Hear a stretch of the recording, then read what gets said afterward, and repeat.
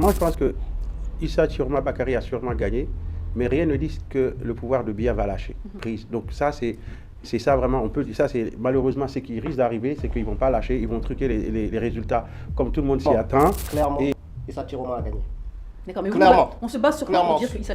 Depuis 2020, les différentes élections qui se passent, notamment en Afrique, les réseaux sociaux montrent clairement à peu près les premières tendances. En tout cas, sur les réseaux sociaux, c'est que les personnes prennent en photo. Et d'ailleurs, c'est ce que M. Chiroma a dit par rapport quand il a publié ses PV ou donné ses propres résultats pour revendiquer sa victoire. Il dit clairement, on n'a pas besoin d'être dans tous les bureaux de vote, mais nous avons pu recueillir les personnes qui envoient preuve à l'appui la photocopie des PV avec les signatures des différents qui étaient là-bas, plus les photos soit des tableaux, on les voit dans les écoles. Donc avec ces preuves, ils ont pu faire leur compilation.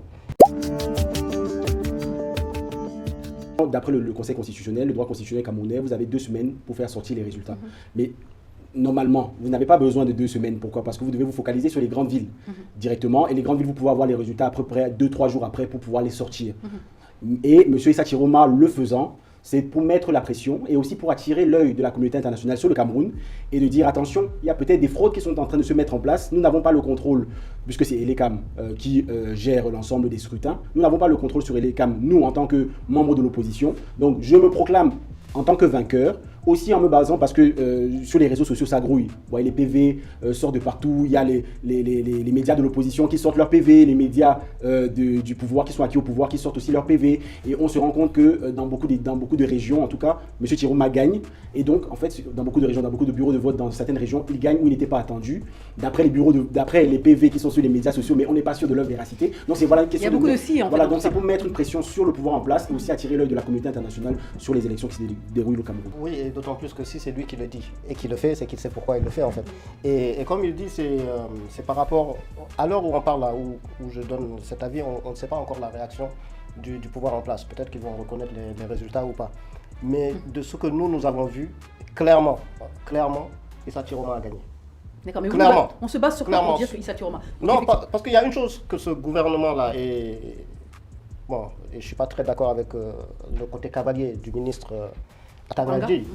Vous savez, depuis 2020, les différentes élections qui se passent, notamment en Afrique, les réseaux sociaux montrent clairement à peu près les premières tendances. Cette fois-ci, ce que nous avons vu, en tout cas sur les réseaux sociaux, c'est que les personnes prennent en photo. Et d'ailleurs, c'est ce que M. Chiroma a dit par rapport quand il a publié ses PV ou donné ses propres résultats pour revendiquer sa victoire. Il dit clairement, on n'a pas besoin d'être dans tous les bureaux de vote, mais nous avons pu recueillir les personnes qui envoient preuve à l'appui la photocopie des PV avec les signatures des différents qui étaient là-bas, plus les photos soit des tableaux, on les voit dans les écoles. Donc avec ces preuves, ils ont pu faire leur compilation. Mais si vous suiviez en direct cette campagne électorale, toute la nuit, moi je les ai suivis, on recevait clairement les... Donc selon vous, M. Chiroma Bakary a des preuves incontestables concernant cette élection, même 15 jours avant même l'annonce des résultats officiels. On n'a pas besoin de 15 jours. 2 jours, c'est réglé. Il y a des fortes chances qu'il soit le vainqueur de cette élection. Le vainqueur théorique pour l'instant? En fait, oui, mais même réel, parce que évidemment, le rejet dont fait l'objet Paul Biya est tout à fait, est tellement important que voilà, ça ne serait pas surprenant que lui qui soit, alors je ne dirais pas le candidat le plus en vue de l'opposition, mais en tout cas, il a eu une bonne campagne, il a fait amende honorable en disant, moi, certes, j'ai participé à ce pouvoir, donc je le connais de l'intérieur, je connais tout ce qu'ils font comme magouille, malversation, etc., pour rester coûte que coûte. Et donc, moi, je m'engage à servir un petit peu d'homme pour la transition au Cameroun. Et je pense que beaucoup d'électeurs ont cru, et donc d'ailleurs, le fait que Maurice Kamto n'a pas pu participer, peut-être qu'il y a eu un report d'une bonne partie des gens qui voulaient voter pour Kamto, pour Chiroma Bakary. Et ensuite, bon, le concurrent qu'il avait au nord, Bello, donc évidemment étant beaucoup plus âgé et peut-être un petit peu moins, en tout cas qui n'a pas osé affronter le pouvoir comme Chiroma l'a fait, moi je pense qu'il y a des chances que ce soit vraiment lui le vainqueur. Mais il y a une question légitime qui se pose et qui est très importante. Pourquoi ça n'a pas marché pour Maurice Kamto en 2018 et ça marcherait pour Issa Chiroma Bakary en 2025? Parce que lui, il vient du système, il sait comment ça fonctionne. Et donc comme il vient du système, il sait comment ça fonctionne. De l'intérieur, il savait bien peut-être que 2018, donc Kamto avait déjà gagné. Et il se dit, en prenant les choses, en les prenant de vitesse, et sur la base de ce qui a pu être observé, parce que ce qui est différent par rapport à la situation de 2018, c'est qu'aujourd'hui, il y a beaucoup d'électeurs camerounais qui sont prêts à se battre pour qu'on ne leur vole pas le résultat de cette élection. On en parlera peut-être parce que dans plusieurs villes, il y a eu pas mal de manifestations, les gens sont allés devant les tribunaux, sont allés. C'est ça que je réitère ma question et je vous la pose à vous, Frédéric Tchongi. Pourquoi ça n'a pas marché pour Maurice Kamto et ça marcherait pour Issa Chiroma Bakary 7 ans après? Alors, tout d'abord, je me permets de répondre d'abord rapidement à ce que vous avez dit, c'est-à-dire que peut-être que M. Paul Biya appellera M. Chiroma pour le féliciter, ça n'arrivera pas, il ne faut pas se leurrer, ça c'est clair et net, on n'est pas aux États-Unis. Et aussi sur le fait de savoir si la campagne au niveau de M. Chiroma, pourquoi ça devrait fonctionner par rapport à M. Maurice Kamto? Je dirais que la différence, c'est peut-être que il y a eu 7 ans qui sont passés. Et ces 7 ans, entre 2018 et 2025, il y a une situation économique au Cameroun qui est quand même assez désastreuse de manière globale.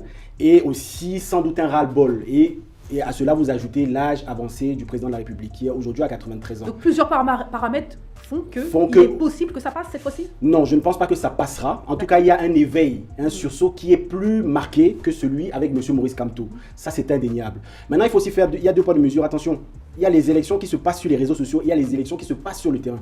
Donc lorsque vous dites par exemple que M. Paul Biya est, c'est-à-dire moins populaire, semble être contesté, ce n'est pas totalement vrai partout. C'est-à-dire que quand vous allez dans ces régions natales quand même, c'est-à-dire le sud du Cameroun, la région sud, la région centre, il est quand même toujours assez plébiscité. Même à l'ouest, au niveau de la communauté bamileke, il est quand même assez soutenu. Mais il vote il vote au sud. Il vote au centre, juste à côté de son domicile. Parce qu'il a perdu dans son bureau de vote. Ou au centre. Non, ça m'étonnerait. Je n'ai pas l'information, mais ça m'étonnerait. Mais dans tous les cas, ce qui est sûr, c'est qu'aujourd'hui, Paul Biya reste quand même, malgré les réseaux sociaux qui le déclament, au niveau de la population, il y a certains ras-le-bol, mais il y a quand même toujours une certaine forme de plébiscite de la part d'une partie de la population. Moi, je pense que Issa Chiroma Bakary a sûrement gagné, mais rien ne dit que le pouvoir de Biya va lâcher prise. Donc ça, c'est ça vraiment, on peut dire ça, c'est malheureusement ce qui risque d'arriver, c'est qu'ils ne vont pas lâcher, ils vont truquer les résultats comme tout le monde s'y attend. Et évidemment, personne n'a confiance donc, aux institutions qui sont censées proclamer les résultats, que ce soit l'ECAM ou que ce soit le Conseil constitutionnel. C'est-à-dire que si ces deux institutions avaient été un petit peu exemplaires, avaient dit un petit peu le droit, ne serait-ce que par rapport au fait qu'on ait recalé Kamto et d'autres, bon, peut-être que là, aujourd'hui, même en truquant les élections, les gens pourront dire, en tout cas, si le Conseil constitutionnel a dit que Biya a gagné, Biya a gagné. Mais on n'est plus dans ce contexte. Le Conseil constitutionnel n'a plus la légitimité et je pense que ce qui risque d'arriver, c'est qu'ils vont s'accrocher au pouvoir. Et j'espère que la mobilisation de la jeunesse camerounaise pourra faire changer la donne. Alors, puisqu'on se rappelle que pour bloquer Kamto, ils avaient même dit que dans tous les cas, ils resteraient au pouvoir coûte que coûte, quitte à souhaiter un coup d'État si c'était l'opposition qui devait l'emporter. Donc, alors, moi j'avais dit ici que peut-être que, alors pour aller un petit peu dans le sens de Baba cette fois-ci, que Chiroma Bakary peut être perçu comme quelqu'un de moins dangereux que Kamto pour le parti au pouvoir en disant il va pas, il était avec nous, il est compromis avec nous. Peut-être qu'avec lui, un certain nombre de personnes peuvent espérer encore rester dans le giron du pouvoir. Peut-être que ça peut être aussi, ça peut faire basculer les choses. C'est qu'une partie des gens du RDPC peuvent dire que ça sert à rien. On a moins peur de Bakary que de Maurice Kamto, par exemple.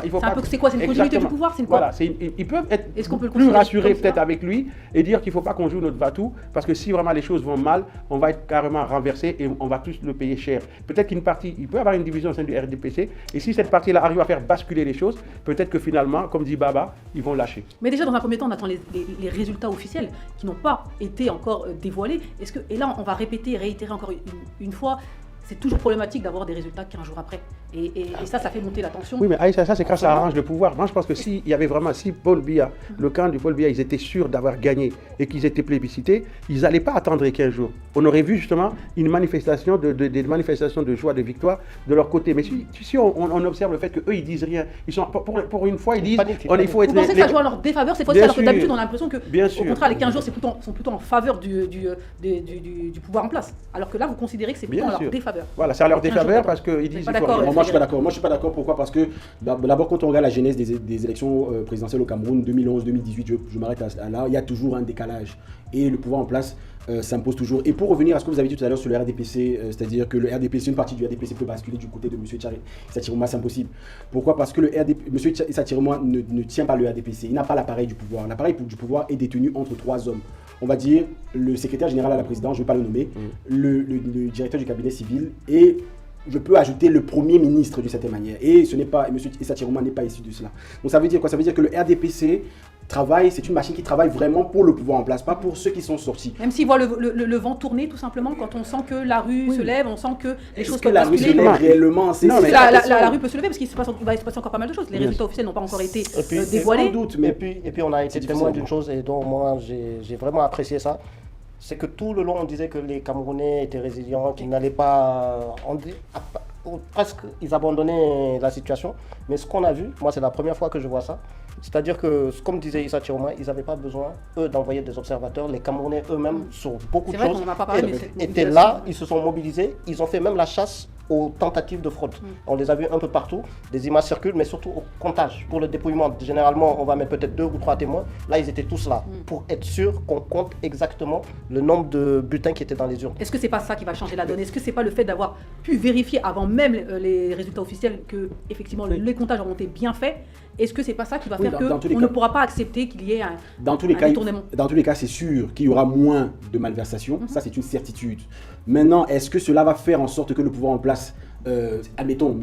Issa Chiroma s'impose, que le pouvoir en place accepte sa défaite et que le jour du scrutin, c'est-à-dire de la promulgation des résultats, le président du Conseil constitutionnel dise le nom de M. Issa Chiroma, parce que c'est ça, parce que non, tout est lié en réalité. Mais la pression populaire, c'est-à-dire qu'on n'est pas là. Voilà, exactement, on n'en est pas là. Donc, on va dire que le pouvoir en place a quand même la main mise sur l'ensemble des institutions. Et tout à l'heure, vous avez dit un élément, vous avez dit quelque chose, vous avez dit, on ne sait pas si le pouvoir en place a déjà réagi à ce que M. Issa Chiroma a dit. Si, ils ont déjà réagi. C'est-à-dire que M. Atanganji a déjà parlé avant-hier. Je parlais pas de ça, je parlais du résultat. D'accord. Mais il y a déjà eu des réactions de ministres, de cavaliers, de c'est un aventurier. Exactement, qui pourrait éventuellement. Aïcha, donc pour finir, je ne suis pas en train de dire que Chiroma a le contrôle sur le RDPC, je suis pas en train de dire ça, je suis en train de dire compte tenu de la pression populaire, du fait qu'on voit bien que beaucoup de Camerounais aujourd'hui n'entendent pas se faire voler, en tout cas le résultat de cette élection, que cette pression-là peut faire que par opportunisme, un certain nombre de cadres du RDPC qui savent que si vraiment les choses vont loin et qu'ils vont tous être perdants, qu'ils vont quitter le navire. Et voilà. Et c'est ça en fait mon propos. Mon propos, c'est pas de dire qu'ils contrôlent, c'est que les gens par opportunisme vont dire, avant que ce soit trop tard pour nous, on s'en va et on le soutient. Et il ne faut pas oublier, là on prend en exemple Madagascar, la pression de la rue peut faire basculer les militaires sur place. Le Cameroun, c'est pas Madagascar. On a vu ce qui s'est passé à Kawa, à Djank aussi, on a vu le tribunal qui a été brûlé. À Douala, oui. Parce que là, il n'y a pas le résultat encore officiel. Mais le jour où là, il n'y a pas de résultat. Qu'est-ce qui pourrait se passer? C'est-à-dire qu'effectivement, si on arrive au 26 octobre, on a les résultats, les résultats sont promulgués, on annonce Issa Chiroma Bakary, président de la République. Que peut-il se passer? Est-ce que finalement les militants de Paul Biya vont se lever et se dire ah non, on nous a volé l'élection présidentielle, et il va y avoir une fracture entre les Camerounais, ou au contraire ça va passer assez facilement? Non, ça passera pas assez facilement. Vous savez, pour vous il y aura des réactions? Voilà, parce que le pouvoir de Paul Biya c'est un système entier dont il y a énormément de bénéficiaires. Ça veut dire que si jamais il y a un déplacement, un glissement du pouvoir vers un autre président, ça veut dire que le système va changer de main, et donc il y a des gens qui bénéficient du système qui ne seront pas contents. Et donc ils ne laisseront pas passer cela. Donc je pense que ça ne sera pas quelque chose de lisse. Moi c'est le contraire plutôt, c'est-à-dire que le scénario soit le contraire, et c'est là où ça peut être encore plus grave. C'est-à-dire que supposons qu'on dise, c'est-à-dire comme à la gabonaise, on inverse les chiffres et on donne M. Paul Biya vainqueur. Là, c'est là où il peut y avoir un impact majeur et même une crise. Donc finalement, si je vous écoute Baba, peu importe le résultat qu'on va annoncer le 26 octobre, il y aura une crise. Non. C'est-à-dire que si Paul Biya... Sans doute une crise. Pour lui.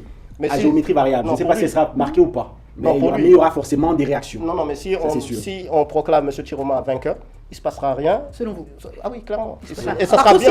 Par contre, si on proclame Paul Biya vainqueur, pour vous, clairement, ça sera quoi? Là, j'ai peur. Soit à la gabonaise, donc ce qui s'est passé au Gabon, révolution de palais, soit, je ne l'espère pas, une scission entre le nord, la partie de Chiroma et le sud, soit une guerre civile. Mais en tout cas, le peuple camerounais ne va pas se laisser faire.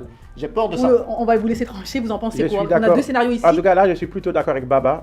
Si Chiroma est proclamé vainqueur, les gens vont dire ouf, et le peuple camerounais va espérer à nouveau vers un changement, vers une transition politique. Si jamais Paul Biya est déclaré vainqueur, justement, on craint que les tensions soient beaucoup plus importantes. Pour terminer.